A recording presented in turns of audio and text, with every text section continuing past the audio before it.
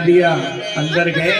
जैसे देखा ब्राह्मण देवता आए हैं, भगवान स्वयं अपने सिंहासन से उठ करके ब्राह्मण को प्रणाम किया, सिंहासन पर बैठाया, चरण प्रक्षालन किया, भोजन से संतुष्ट करके भगवान ब्राह्मण को अपने निज महल में ले जा करके अपने पर्यंक में बैठा करके भगवान भी लेटे, ब्राह्मण देवता को लेटाए। अब बोले देवता कहिए आपके आने का कारण। तो ब्राह्मण देवता ने पत्रिका को निकाल करके भगवान को दिया। भगवान ने पूछा क्या है? बोले ये राजकुमारी जी की ये पत्रिका है, आपके प्रति प्रेम पत्र है। भगवान ने हाथ लगा करके कहा देव आपने मेरे में क्या अंतर है, आप ही पढ़ करके सुनाइए। जबकि प्रेम पत्रिका हर किसी की कोई पढ़ नहीं सकता है, ये है भगवान की भगवत्ता।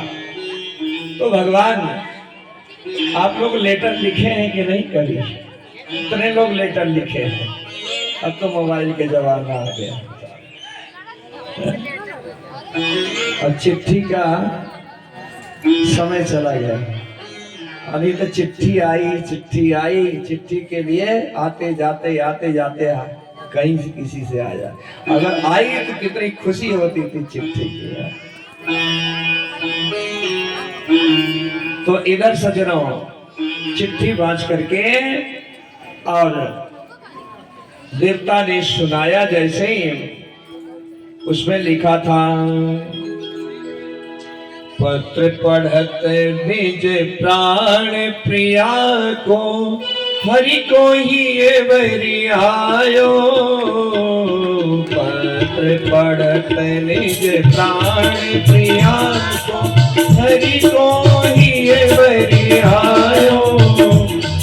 कहत विप्र शोभित मोहि सब समाचार में पायो।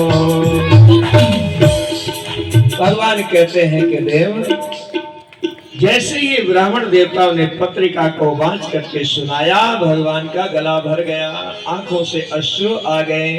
अब बोले देव ये समाचार मुझे प्राप्त हो चुका है, अब आप पधारिए और मैं रथ सजा करके आता हूं। और उसमें लिखा था पत्र में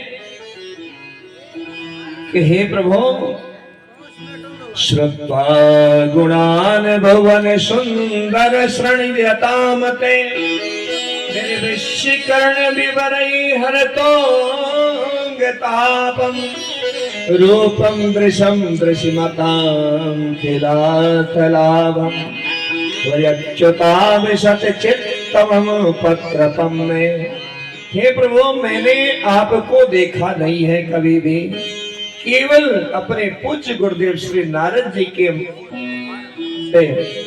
आपकी गुणों की चर्चा, आपके नाम की चर्चा सुन करके केवल मैंने आपका वर्ण किया है।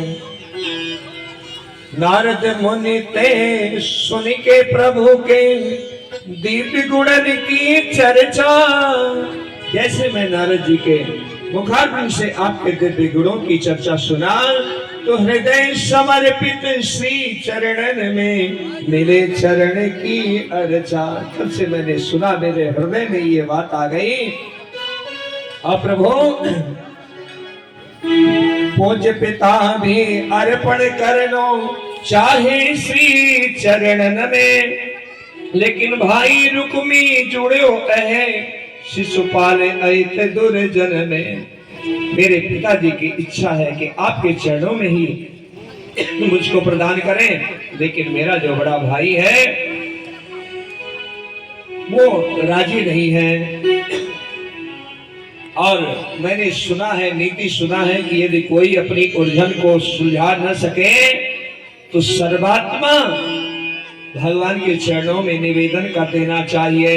इसलिए प्रभु मैंने आपके चरणों में निवेदन किया है। और ध्यान रखिए प्रभु, भाग्य सिंह को धोखे ने कहूं गीदड़ ना ले जावे, सुनो न दीन पुकार।